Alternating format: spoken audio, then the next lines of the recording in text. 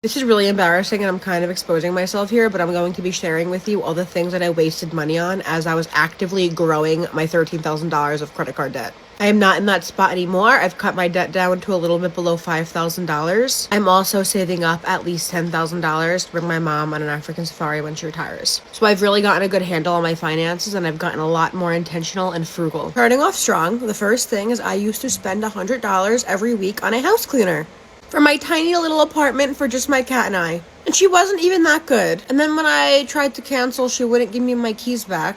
But that's besides the point. I spent Hold on. So holding your apartment captive is a whole nother problem. But let me be clear when I say this. I believe that is a good way to invest your money. The reason why I call it an investment is because it buys back your time. There's this book by a guy named Dan Martell, and the concept is buying back your time. Most people don't value their time more than they value their money. Here's a clear example. Time is money. No, it's not. No, it's not. It's really not. But we're going to get into that in just a sec. I want to continue on to see what else she bought in order for her to get into this credit card debt. $400 a month for somebody to clean my apartment. I literally took this money out of my savings account every week to Venmo her. Hold on. She said how much per month? How much? Back. The first thing is I used to spend $100 every week on a house cleaner for my tiny little apartment for just my cat and I. And she wasn't even that good. And then when I tried to cancel, she wouldn't give me my keys back. But that's besides the point. I spent $400 a month for somebody to clean my apartment. I literally took this. That's honestly not bad. I had mentorships that were minimum $400 a month or $500 a month or $2,000 a month. And yeah, they've helped me get into rooms that I never would have been in and learning things that I never would have learned if I were just hanging around average people. That $400 is just only $100 a week. Let me know your thoughts on this in the comment section down below, though. Money out of my savings account every week to Venmo her. I'm not gonna lie though, the feeling of coming home every Thursday to a spotless house was, it was incredible. Number two, I used to shop at Whole Foods. I don't know what made me think that Whole Food shopping was in my budget.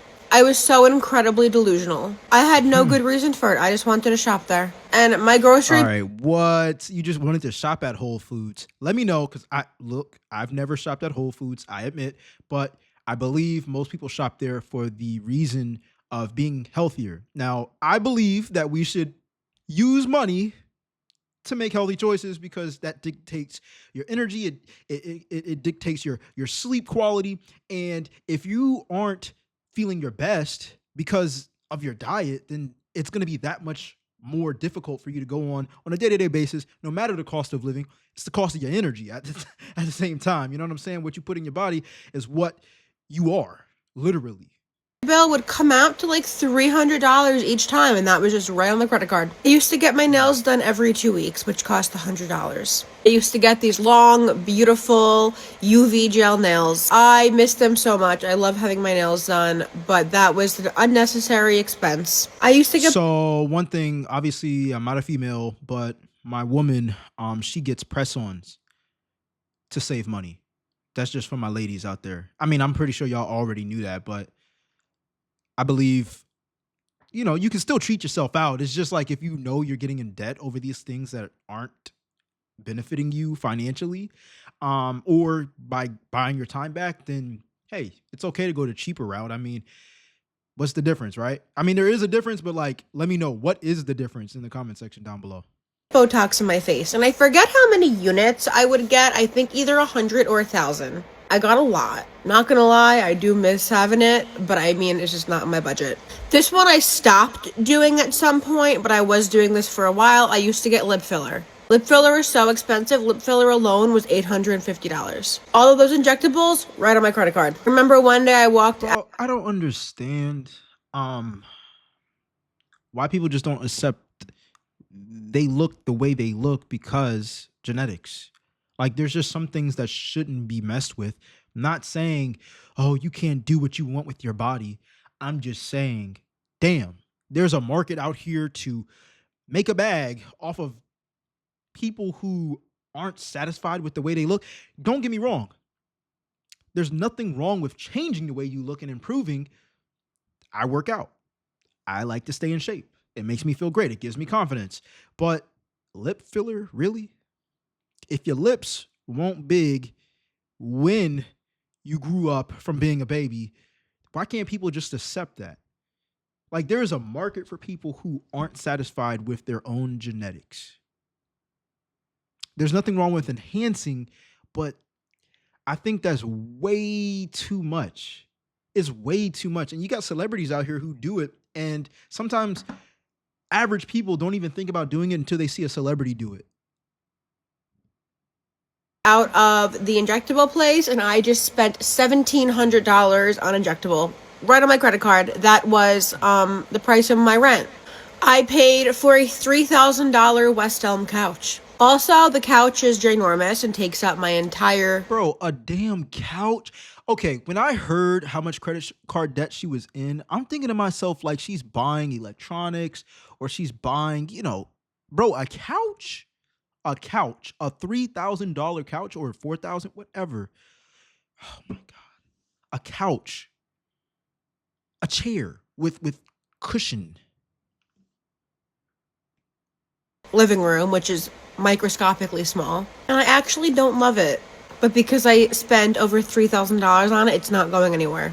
I booked a trip to Asia for a month. While on the height of my credit card debt, I just decided to go travel the world. And when I came back from that trip, I was hyperventilating over how much debt I was in. And that was kind of the tipping point that made me start this whole journey. I used to order out food all the time. And when I'm talking... Bro, I wanted to know how much money she spent on the vacation because we know a lot of people use their credit cards on vacation. Ain't nothing wrong if you pay it off within the 30 days. But like, why are we spending money that we're expecting to get, but you don't get yet? That's how people get caught up. About ordering out food, I'm not talking a little bit here and there. I was ordering seafood boils weekly. Yo, that's hilarious. We're about to go and get a seafood boil right now. Well, not right now, but after I do the show. Seafood boils. Talking like anywhere from $60 to $80 seafood boils right on the credit card. I bought my dad concert tickets for not one, but two concerts for $1,000 each. Man's never been to a concert in his life. I don't know why I thought he needed to go to two.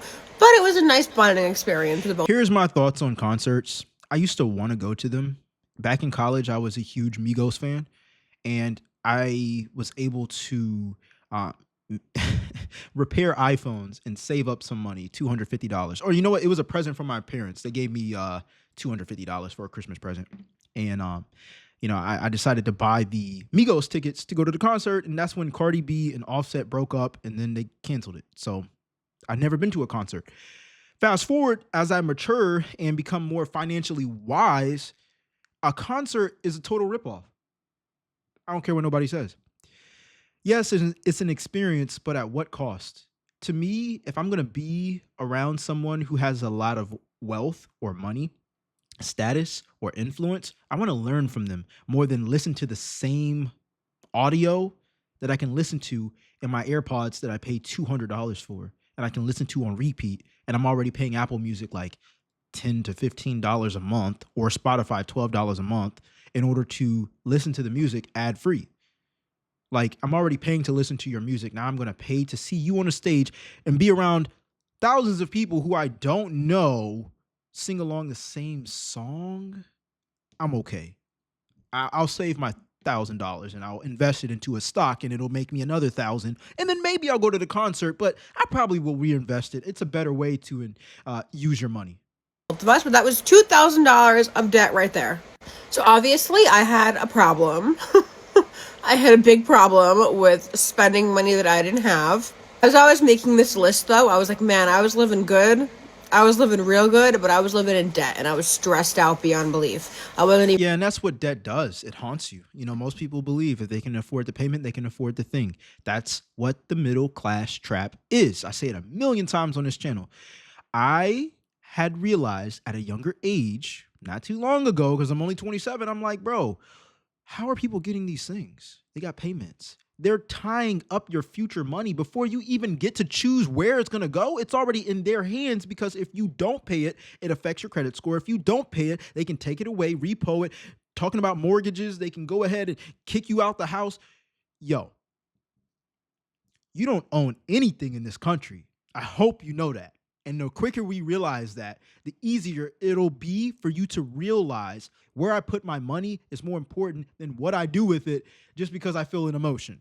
It just is. It's the truth. And piggybacking off of one of the first points that we had mentioned when she was explaining how she was paying $400 a month for a house cleaner and how she's saving that $400 now, most people do things like that or have services or have people cut their grass or whatever, and it does save them time. But the problem is they don't use that time that they bought back in order to create more income. And I'm not talking about you working overtime in order for somebody to clean your house and you're working overtime. No, no, no. You're still in the vehicle of trading your time for money. You gotta have assets. You have to have assets. You have to make more money, or you have to make money faster than you're spending it. And the only way to beat that is by using the same money principles these companies in America uses against you in order for you to be in debt.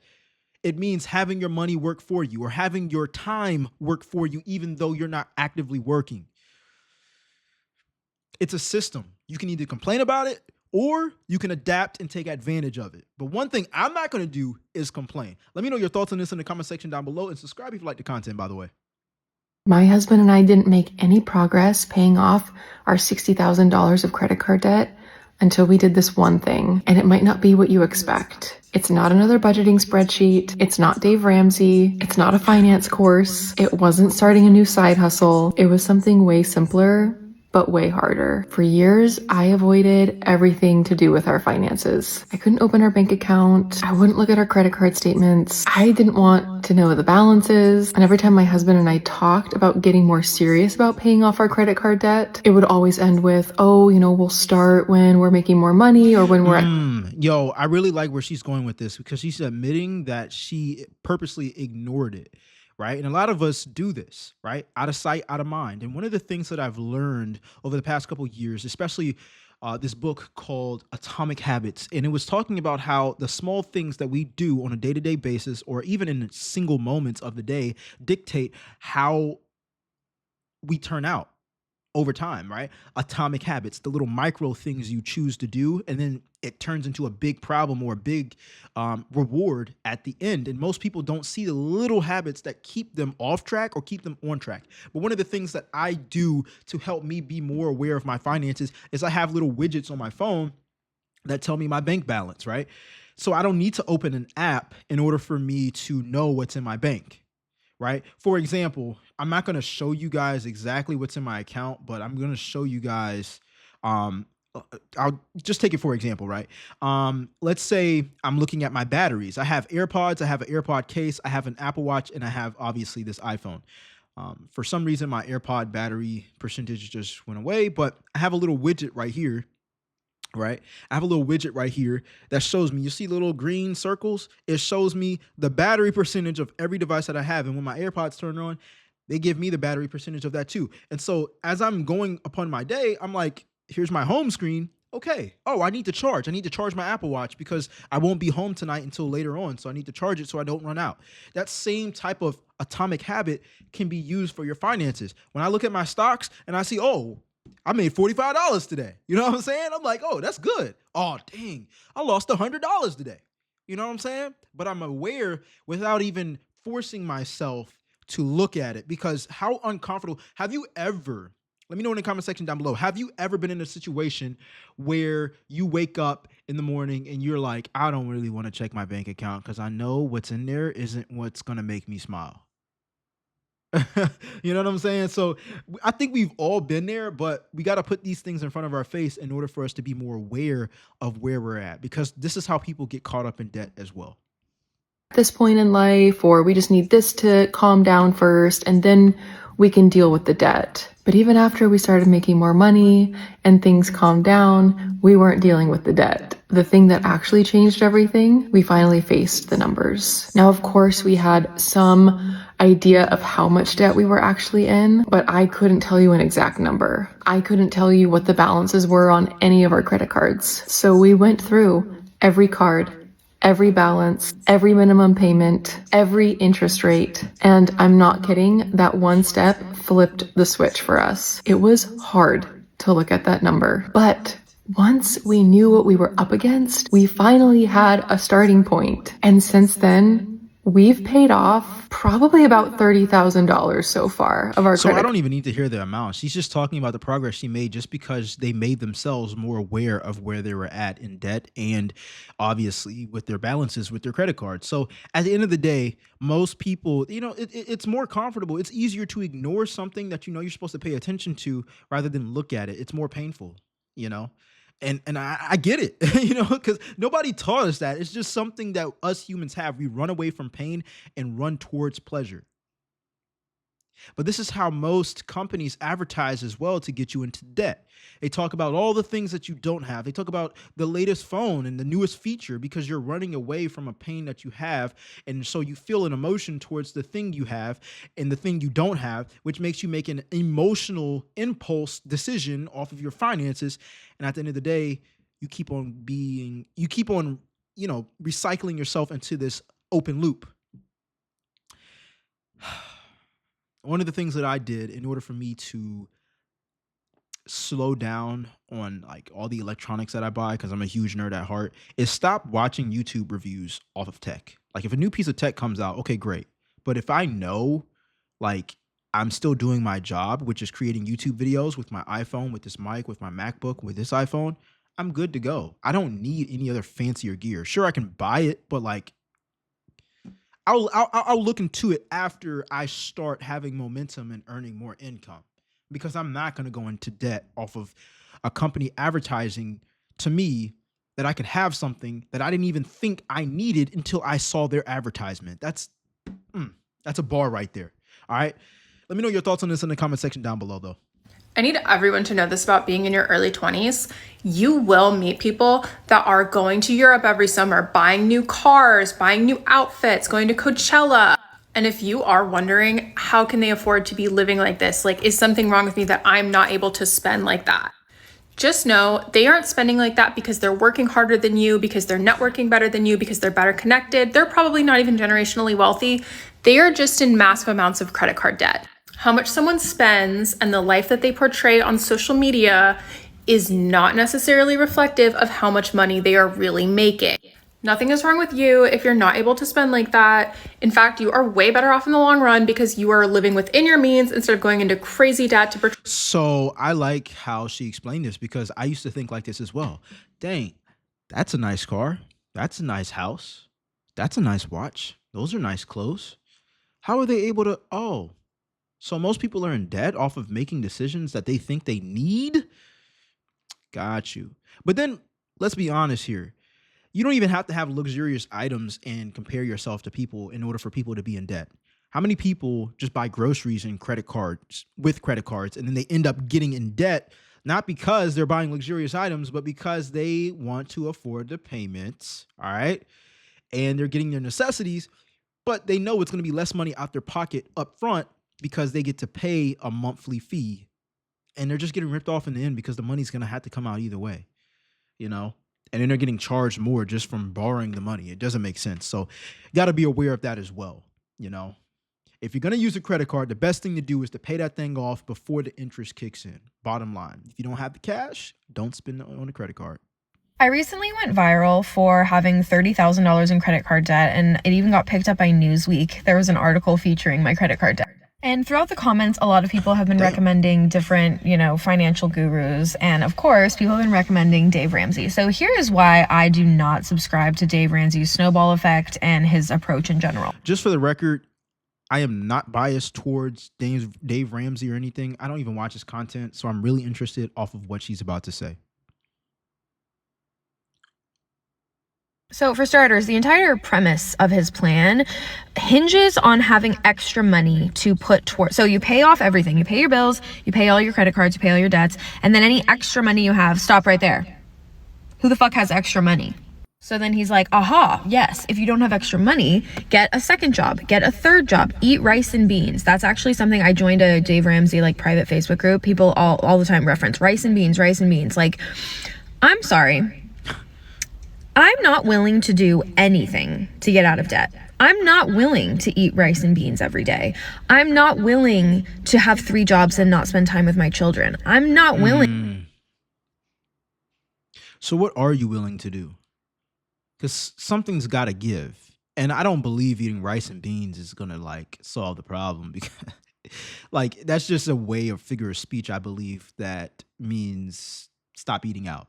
You know, it's a simple food, obviously, and it doesn't cost much to make it, you know, but let's be real here. You're gonna have to sacrifice something. You're either gonna have to make more money, or you're either gonna have to make more money, or you're either gonna have to stop spending as much money or stop spending as much money. Lower your expenses, increase your income. Lower your expenses, increase your income. It's very simple. He's just giving, or it sounds like she has received ways and tactics of doing that, decreasing your living expenses and increasing your income. When people say, well, who has more money? We live in America, man. People who say that are lazy as hell. To forego my favorite salad on a Friday when I feel like getting one. My bills and my debt is so tremendous that $20 here, $100 there is not making an impact. This is the weak ass mindset that so many people have. I'm seeing if somebody's going to hit my car outside. Anyways, this is the weak ass mindset that many people have towards investing and paying off debt. They just have a bad relationship and mindset towards money. Oh, $20 isn't going to do much. Let me tell you something. I cut grass last summer in my parents' neighborhood. I was very humbled by it because I'm like, dang, I really don't want to do this. I'm the type of guy, I like to stay fresh. Unless I sweat during working out, I don't want to like get grass all in my nostrils and stuff, allergies messing up and everything. I had a push mower and I was pushing the lawnmower on 3 yards, front yard, backyard, front yard, backyard, front yard, backyard, weed eating and blowing. It wasn't sexy, but it earned me an extra $800 per month. Now, that made me $2,400 in 3 months. And I did it even longer, but I'm just talking about summer. And the mindset behind it is, the mindset that I had behind it was, I hate doing this, but I'm doing it for the greater good. And to be honest, if I put this money into an investment, into stocks, into a brokerage account, into a high yield savings account, no, it's not all the money that I believe I need in order to have financial security, but it's something, and something is better than nothing. What are we complaining about? Oh, $20. Are you not in debt because you said it was $20 just to get this salad or just go to Starbucks or just get this food? Oh, and you want to go and spend $20 again? Oh, you want to spend $20 again? Oh, this time you're going to spend $22 after you tip, right? What are we talking about here? The reason why so many people have debt is because they made decisions like that, but they refuse to make the opposite decision and have the same type of mindset. Come on, man. The cost of living and low wages is to blame for the financial. People talk about low wages. Give me a damn break. I'm so tired of hearing low wages, minimum wage. Do you know how much minimum wage is? Do you know minimum wage is the minimum and there's an infinite amount of money you can make? So if you're looking at the bottom, there's more opportunity looking up than it is down, because down is a floor, but up is nothing but the sky. And you haven't even attempted to make more money because you're so focused on what the bare minimum is, as if, one, you make the bare minimum and most people don't. And then two, like the bare minimum is something that you want the bar raised on. Oh, raise minimum wage. Okay, and it's still the minimum. What the hell are we talking about here?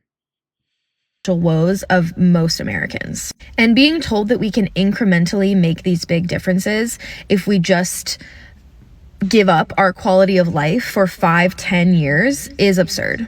I turned my $30,000 in credit card loans into a loan consolidation with an 8% interest rate. We're paying about $1,500 a month to pay that off. And it's painful because every month I'm like, wow, what could we have done with that $1,500? But I am not willing to eat rice and beans. I am not willing to have a night job. My mental health and my quality of life is more important to me than paying off that debt. And that doesn't make me... Sure thing, but there's chapters in life for everything. And I believe so many people will agree with her. Honestly, let's look at the comment section because I didn't download these videos. Someone said, not a pro Dave Ramsey, but beans and rice is a metaphor for eating cheap meals to keep your grocery budget in check. Another person said $30,000 in credit card debt is an emergency. Another person said, all I heard was I want out of debt, but I am not willing to do what it takes because it is hard and I will have to sacrifice a little time and extras. And 1,000 people like that comment.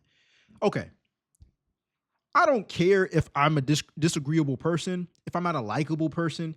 I'm glad that I am that way because it means that I'm authentic. But I'm very surprised that people have these type of comments below her video, because sometimes when you have an entrepreneurial mindset and a business mindset, a profit first mindset, people just don't see their own excuses. I don't like blaming outside circumstances for anything because it gives up control. Oh, I don't want to give this up. I don't want to give that up. But you're giving up your money by paying interest off of money that you could have paid off, but you decided to borrow it, and you're still giving up extra money because it's interest. You're giving up anyways, but you're losing more than you're winning. It doesn't make sense. So, my husband and I are $60,000 in debt. Okay. Part of the problem. You are. Let me explain how we got here. In June of 2022, we had a good amount of savings and decided that our home that we've been living in for a couple years just needed some maintenance and some upgrades. You can see behind me, we live in like a very normal house, but there were some things like on the outside where our stucco was falling off, so we needed to have that repaired. We had our house painted, we upgraded our bathroom a little bit. I just want to make a PSA real quick. Why do people believe that getting a house is an investment when they live in the house and it's not bringing them income in every single month? Most people believe that a house is an asset, that it's going to grow their money because of the equity, but that takes years to build. And you better hope that the home or the housing market is good, okay? And it doesn't crash, all right? And on top of this, people have the audacity to talk about how renting is basically you losing financially because you never own anything. But when you own something like a home, people get renovations, they get the house painted, you get all of these add-ons as if you're buying it cash, bro. You're not winning if you're borrowing money, period. Period. And also decided to pay off my husband's private student loan because the interest is not great. And so we had plenty of savings and we decided to just drain those bad boys. We both had really stable jobs.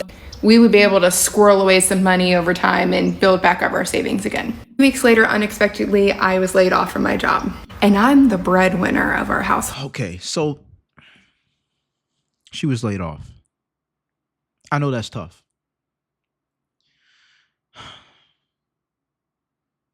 This is why you don't want to depend on, if you can afford the payments, you can afford the thing. Because now you've had your paychecks depend on your living expenses. And yeah, people are going to say, oh, well, how are you supposed to afford anything? Damn it, you just got to make sure that you're putting work in multiple vehicles. That's it. Surprise, you were lied to. Having one stream of income just to make payments and have interest isn't enough to live in America. You're making the wealthy more wealthier, and you're not using the same principles you have access to in order to make yourself wealthy. But people have the audacity and energy and time to complain about, oh, we need to stop the wealthy. We need to tax the rich. What? That's where you get your paychecks from. So it did not go well. I was unemployed for about 7 months. Thank goodness I had social media to keep us afloat for a little bit, but here's the deal. We had to put a lot of stuff on credit card to be able to keep ourselves afloat. So your mortgage debt, you got renovations to your home, and you're working yourself out of credit card debt, but because you couldn't find a job in 7 months, or you didn't get hired in 7 months, you went back into credit card debt. So anything that could go on a credit card went on a credit card. And that allowed my husband's income to pay for our mortgage, our car payments, our daycare, things like that. But everything else went on a credit card. We cut back as much as we could, but there's still a lot of expenses. We finally decided. So in this circumstance, you know, people can lose their jobs and you just never know, right? And that's why it's important for you to have multiple streams of income. Just like she said, she was making money on social media. Now, let me be clear. I wonder which bill was the most expensive. It's probably the mortgage and the car notes. Things that you can pay off in cash if you were to make wise financial decisions.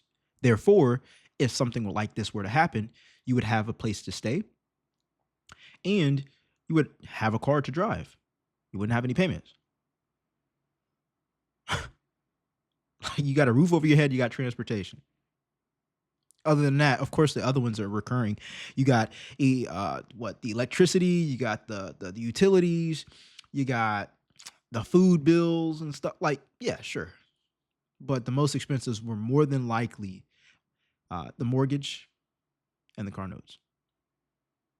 You do a debt consolidation loan, and it's about $65,000. And we're gonna try and pay it off. We did a 5-year loan plan, but we're gonna try and pay it off in the next 2 years if I can finally get that OnlyFans account going. All right, I've heard enough. Don't do that. Do you want to know what's more cringy than making little videos on the internet? Credit card debt. Well over 5 figures of credit card debt. My husband just got paid today, and that paycheck is gone. We have maybe $20 in our account because it had to go to bills and credit card debt. It's frustrating. It's embarrassing to admit because it's like ding, ding, ding, ding, ding, ding, ding, ding, ding. She just explained what I've been talking about the whole time. When you have payments on something that you could have paid off in cash, you're tying up your future money with them, whoever you're paying. And you better hope it's not interest. And most people, they got to pay interest. Like, we didn't spend it on fun things. Like, we don't have things to show for it. We did it to stay afloat. We did it for groceries. We did it for my son's therapies. We did it for doctor's appointments. And I shoulder the burden because I don't want to worry my husband more. He has so much more on his plate. He doesn't need to worry. I just need to make it happen. I feel for them. You know what I'm saying? Because they're talking about necessities, doctor's appointments, therapy sessions and stuff. That stuff is pretty important, right? It's not like they're just getting a new jewelry or buying flat screen TVs or a $3,000 couch. But this is more motivation for me, and I hope it is for you, to let you know, like, yo, we live in a world, an economy where it's not enough for you to make one stream of income. You got to have multiple streams. You got to make sure when you are up, you are investing. And if you are down financially, that you're not making continuous financial decisions. You got to recalibrate. You got to look at the decisions you made and say, hey, how did I get in this position? What happened? How can I avoid being in this position again?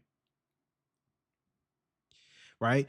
One of the things that I got a boost of motivation from to even go even more hard on this YouTube channel is my company that I was working for. All right. For those who don't know, excuse me, I work in IT.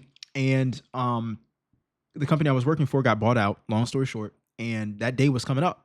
And I'm like, well, time to start looking for a new job. But I got to go crazy these next 3 months in order for me to have another stream of income during that period.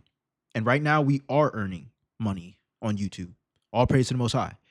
But I probably created over 200 long form pieces of content within those 3 months, which a lot of people won't do because they're average, respectfully. You know, I refuse to be average on things that I work on. And that's just what it is. People say it sucks. Oh, you never have time. My neighbor was literally telling me, he was like, bro, I see your bedroom light on, your office light on every night, every night, 11 p.m., 12 a.m., and I'm like, yeah, I'm working. He was like, bro, I'm just scared of the dedication it may take in order for me to have another income stream. Well, that's why there always will be a gap between those who have and have not. I'm creating assets, videos that pay me even when I step away from the camera, even though it took me time to create it. What are you building in your life that's going to pay you infinitely, whether you work on it actively or not? And I know there's always people like, oh, go get a job. I take care of a disabled kid full time. Like, I can't just go get a job. What people want to work with my schedule? So I make silly little videos, and I hope that one day 18-cent commission turns into 1800 commission, because I see that so much. It feels like every other video I see, which could just be my algorithm. I don't know. It's more embarrassing for So that's actually pretty interesting. For those who are wondering if she's talking about commission and whatnot, it sounds like she's an affiliate marketer, which just means that you create content and you support or market a certain product, and people who buy that product with your link, you get a certain percentage. In my experience, you make the most money when you sell a high ticket affiliate product, which is usually like a course or some type of digital product, like a course or a mentorship that teaches you a skill, right? Or teaches the person who buys it a skill. So yeah, we've made thousands doing affiliate marketing. We're actually going to have that be something that I'm probably going to teach later on as this YouTube channel grows. But right now I'm not selling any products or anything like that. I just want to create content, build an audience, build loyalty, build consistency, build this show, and find my own voice right now. But anyways, let me know your thoughts on this in the comment section down below. Do you have credit card debt? Do you know somebody who's in insane credit card debt? How did they get out of it? How did they get in it?